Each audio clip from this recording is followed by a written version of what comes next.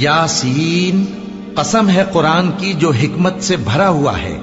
اے محمد صلی اللہ علیہ وآلہ وسلم، بے شک تم پیغمبروں میں سے ہو، سیدھے رستے پر ہو۔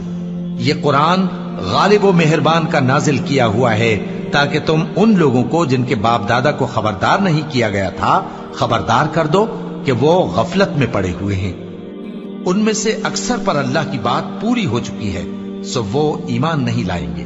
ہم نے ان کی گردنوں میں طوق ڈال رکھے ہیں اور وہ ٹھوڑیوں تک پھنسے ہوئے ہیں، تو ان کی گردنیں اکڑی ہوئی ہیں، اور ہم نے ان کے آگے بھی دیوار بنا دی اور ان کے پیچھے بھی، پھر ان پر پردہ ڈال دیا تو یہ دیکھ نہیں سکتے۔ اور تم ان کو خبردار کرو یا نہ کرو، ان کے لیے برابر ہے، یہ ایمان نہیں لائیں گے۔